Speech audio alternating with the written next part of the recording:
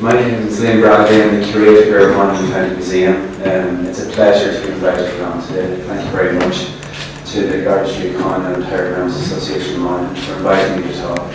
The context of my very, very brief presentation will be about an exhibition that we did just a short time ago in Monaghan County Museum, marking a number of different events, but essentially what we wanted to do was to tell a story of policing and guarding the peace in Monaghan over the last number of 100 years, and also taking the aspect of crime and punishment as well. We have based the exhibition on a previous one that was carried out at the National Museum, which marked the 200th anniversary in 2014 of the first ever police force in Ireland. So we based it on that, and we called our exhibition The Watchmen. As many of the members here probably already know, the first policing agency, or the first people who carried out any sort of official policing agency in Ireland was in the late 1700s, and they were known as watchmen. They were local men, and they were given the opportunity, they were given the chance to do this, so they would have been known in the time by a very heavy top coat, large hat. They would have carried maybe a truncheon and a rattler, kind of like a Taxon if you've ever heard from football games. And if there's any sort of major event happening, anything going on, they would ring this and call for help. So we felt that was a good way to start the exhibition. So this first slide shows you three different individuals. This is really just that next step on. So we're talking about the late 1700s here. The gentleman here to my right, maybe your left, in the blue overcoat. That's a yeomanry outfit. So this was a type of police force that was raised by the local landlords. And they were required to their tenants to actually go out, put on the uniform and carry out policing structures, policing services around the community.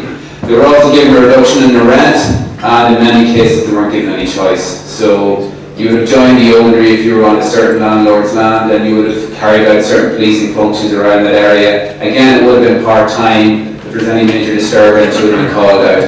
The second there is militia, and the militia had been in place from the early 1700s. And they were a less structured organisation. Again, they're almost kind of like the Minutemen. I always saw them during the war, the Revolutionary Wars in America, where they were called out at the last minute if they were really required. And then the third one there in the green outfit is the constabulary, or the local constables. So the first force that was really set up to do policing in Ireland is known as the Peace Preservation Force, and that was set up in 1814. So they were, again, this is a loosely structured organisation that were locally based, locally run, but also answerable to the powers that be in Dublin Castle. And these other different services sort of came in at different times after that. So you had the yeomanry in place before that, the militia had been in place before that, but once the Peace Preservation Force was set up, a few years later it was recognised that really they weren't enough.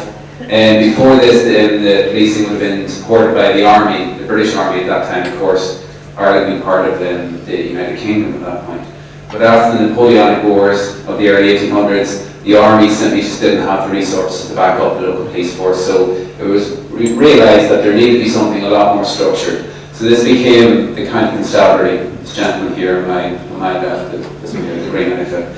So they were in place from the mid-1820s, and again, much more structured, but they had much more of a national structure. Before this was local organisations. These were local organisations with a national structure that reported to Dublin Castle.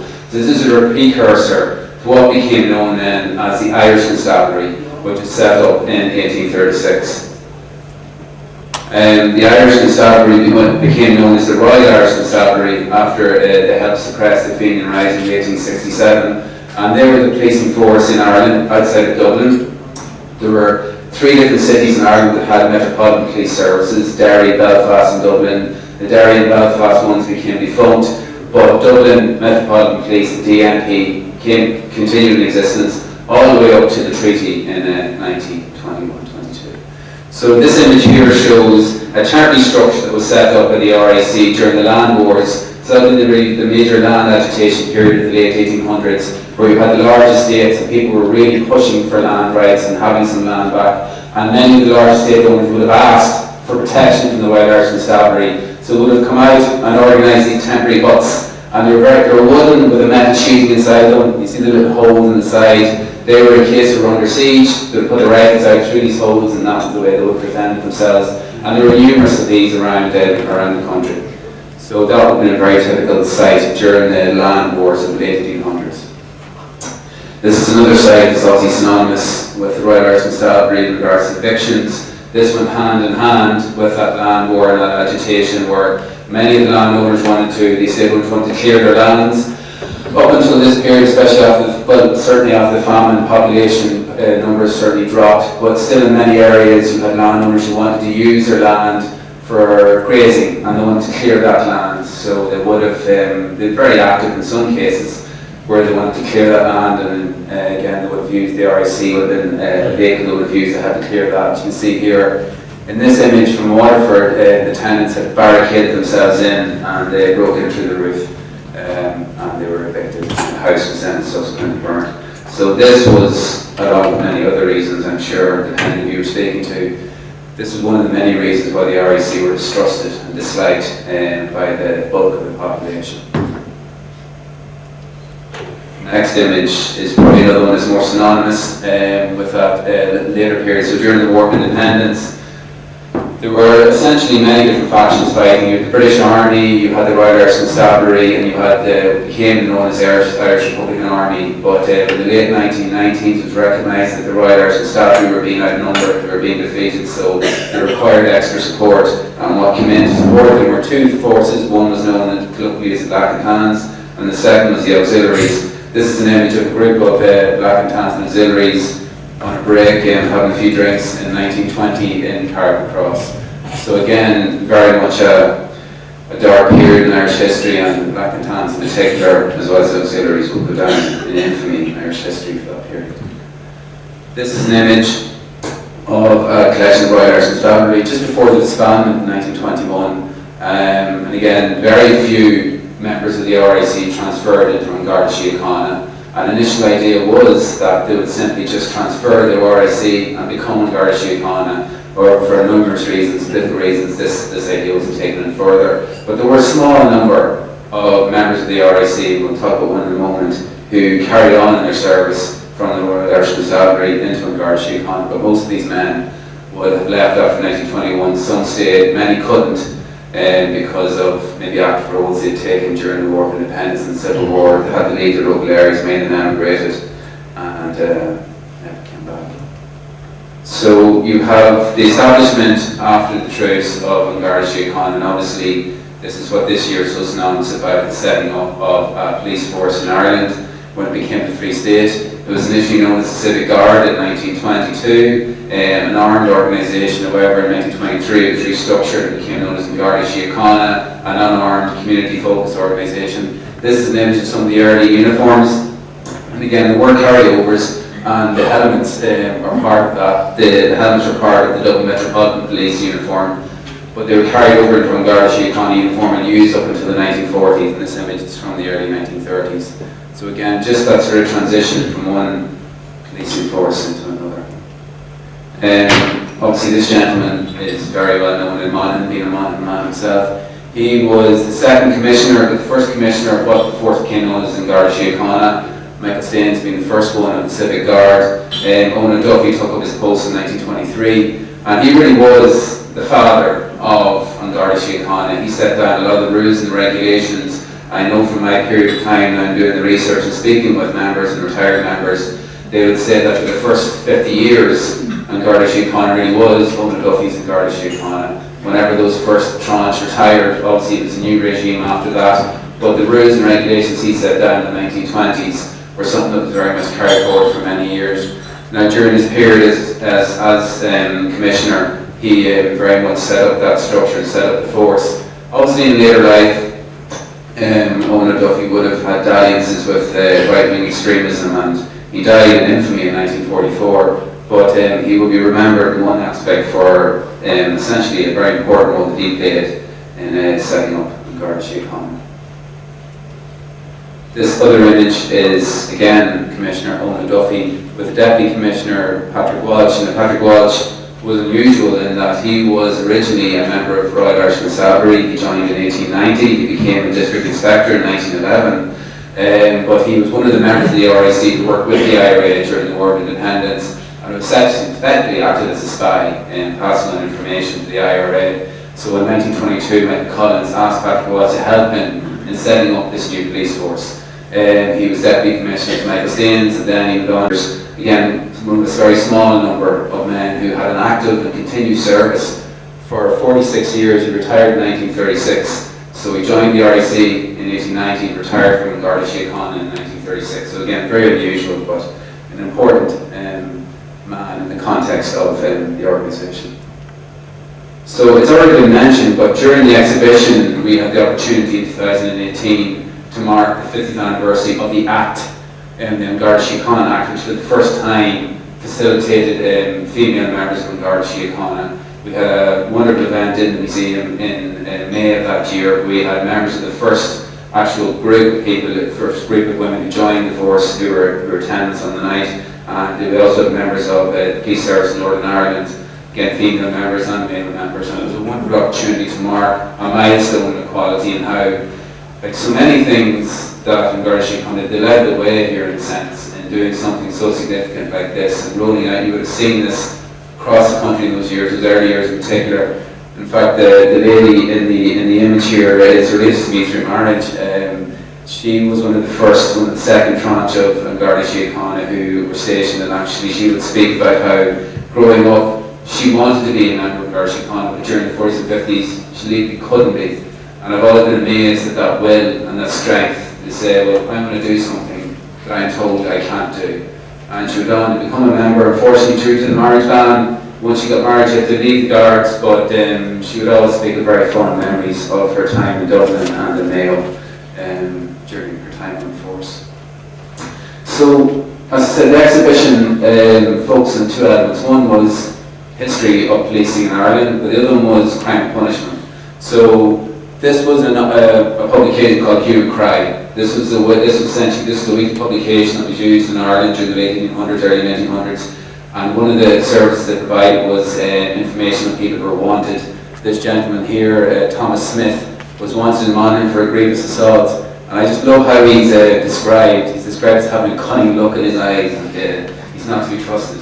So I don't know how you spot him out from everybody else, because in the late 1800s everyone pretty much dressed the same. So I have to say I'm very impressed by any police who were to spot him out from absolutely everybody else in Monaghan. He was around about 5'2", 5'3", wore dark clothes and a dark hat, and had a cunning look in their eye.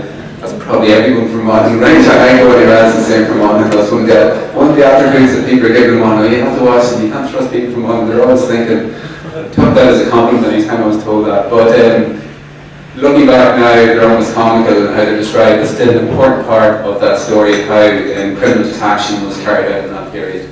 These are two images that we use in the exhibition. They're from Armagh prison, but again, absolutely wonderful images. These are all daguerreotypes, a very early form of photograph, but they're so pin sharp, crystal clear. You would swear they were two actors that we got in the photograph. Both these you can see, I don't know if you can see from the plate here, are dated late in the 1800s. So you have this lady over here, Rose Carney, who stole a carpet out of a shop in Armagh and was caught when she was trying to pawn it. She got 3 months. And then John Maguire here, who was caught in 1898, he stole a roller, some sort of lawn roller from the Rossmore estate here in Monaghan, and he got 10 days. So the reason for the photograph, you can see they've got their side profile, but the other reason for holding their hands up was, as again I said, pretty much everyone dressed the same in the late 1800s, and the only two parts of your body you can see are your face and your hands. So the only two areas you have any distinguishing features, which is why they had to show their hands whenever they were getting their mugshots taken. Poaching and stealing, obviously it doesn't happen anymore now, but it used to happen in Monaghan and around the country, and it was a massive cottage industry. This is an image from the 1800s, and it was something that the RIC and the Garda Síochána after them worked very hard to suppress, because it took an awful lot of money out of the government coffers. This is all illegal alcohol, and the government was losing hundreds of thousands in regards to duties on this. So as you know, a simple mash, you crush down potatoes or other types of material with water, and you got your required strength, and between 40 and 90%. So there was a health kit of this as well. I don't know if you've ever tried Watchmen, I'm sure nobody has. But I know I was given a little bit when I was a child, and I remember my uncle, who should have given it to me whenever I was 6 years old, said this is going to knock you backwards, and it really did. So I've never gone near it since. But The guards and the NRC before them would have worked very hard to eradicate these illegal stills, and they had to go into the country and again up into the hills. I'm sure around Knocktown, Brambrog, you would see the telltale fires from the fire, the smoke from the fire, and that was how the guards and the NRC before them were able to catch these people, because it was a telltale sign that there was potentially, you see a smokestack out in the middle of nowhere, there's a very good chance of the watching still. So this is an image again, excuse me, a little bit later on with members of the Garda Síochána with a captured still and a very distinctive snake that will come out of the pot still. So this is just, again, Crime and Punishment. This is a gentleman who is infamous in Monaghan, a guy called Sam Gray. From the 1820s to the 1840s, essentially, he ruled Ballybay as a fiefdom. In fact, you had to get a passport from Sam Gray in order to pass through the town. He ran a pub in the centre of town, an ardent unionist and orange man. As you can see from the image here, but we mentioned in the text that he had King William of Orange on his sign outside his pub, and these are some of his ruffians, his men, who would have roughed you up and really turned you upside down if you dared to walk through the town without a passport from Sam Gray.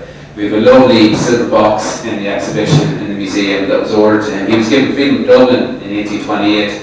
It was during the Catholic emancipation period. A large group of Catholics wanted to come into Ballybay on a certain day in 1828 in March. He organised a large-scale Protestant counter-protest, and there was going to be a massive melee. Thankfully, it didn't happen, but he was given freedom of Dublin, this beautiful silver box that you have in the museum, and on it says to Sam Gray, who bravely fought off the Popish demagogues who were trying to get in and invade Ballybay. So again, he would have been someone that the RIC were trying to get for years. They eventually stacked a jury against him in 1841 and got him on some very small charges. So very much an at home of his time, and someone that I'm sure worried the police force here in Monaghan for many years. So this is just an unusual image. I wanted to put it in. This is known as the Scold's Bridle, and would have been used during the late 1700s and early 1800s only for women. It was, if someone was considered to be loose of tongue, or someone who was talkative, or someone essentially just got on somebody's nerves, this was something that you could find yourself wearing. So it's a metal bracelet around your head. If you see this point here, just there, that's supposed to go to your mouth, and it's spiked at the bottom, so it's going to cut your tongue. So it's a way of just keeping your mouth shut and you couldn't talk. So I'm sure there are people out here thinking, but we should bring that back for certain people. Again, something that was commonplace. We laugh at it now, it's so unusual and barbaric. But if you were living in Monaghan 250 years ago, you might have seen a woman walking into her local store with a Scold's Bridle on her head, because she was serving a sentence. The actual crime itself wasn't taken off the statute books until 1967. We have this, we use this as our poster, and this is a death head skull. So obviously capital punishment was legal in Ireland up until 1967, but the last hanging, well, it was legal up until much recently, but the last hanging took place in the 1960s. So public hangings are very popular public event in Monaghan up until the mid-1820s, 1830s, when ideas changed a bit of barbarity up and hanging went indoors and behind walls. But up until then, you would have seen these gallows get set up outside Monaghan jail, and you would have seen this metal skull placed upon it. This is a death's head skull. It was kind of like if you walk by the courthouse here in town, you see the tricorder flying, it means there's court session. The skull was a way to say, look, we're going to be hanging fairly soon, so hang around. And it was a big public event, people came to see it, and people made speeches on the gallows. The only woman ever to be hung in Monaghan was a lady called Mary Ann Conkey. She was hung in 1841, and it was a huge international outcry at the time, and the death's head skull wasn't above her head before that. Unfortunately, the lady fell to her fate. So this is again a piece on loan from the National Museum. I should again thank the National Museum for their help in this exhibition. This is the actual hangman's rope from Mountjoy Jail, which was in use until the early 1960s. And as I say, it's something that we felt was a very strong object, and it's something that's very important about museums. You're telling a story, the objects speak 1,000 words, and that object in particular gives them a sense of, frankly, how we've moved on in regards to how we manage crime and punishment. So very briefly to finish up, just policing the border was something that we talked about as well. This is an early border crossing in Clones after the treaty. Funny enough, it was actually the Free State that set up the first border on the island of Ireland, and it was for duties. So it was a way to just try to control the smuggling trade that was rampant in the border area. This is a very early form of that, and the challenge of the new Garda Síochána in this area having police that was something that we went into in the exhibition. This is an image from the Coastlands Post, which was burnt in Middleton in 1981 during the Troubles, and again, we would have spoke to many of the members about the challenges of policing the border during that period, the very tumultuous period. So finally, it was just to mark this. I see Peterson's family here today, and we were very, very honoured to have a short-term loan of the Gold Scott Medal, which is awarded to posthumously Garda Michael Clark, who was killed in 1976. Michael's brother Corey worked in the museum up until 2006, and he passed away. And I knew Corey very well, and he spoke very warmly and affectionately, continuously about his brother, how proud he was of him, of what he did. Obviously heartbroken that he died, he spoke very warmly about being willing to put his body in the line and do what he did. And I suppose in closing, I just want to leave it on that one. For me personally, just today, again, a great honour to speak. I'm very honoured to be speaking here today in that context as a curator of the museum, but also personally having friends and family who have served and do serve in Garda Síochána.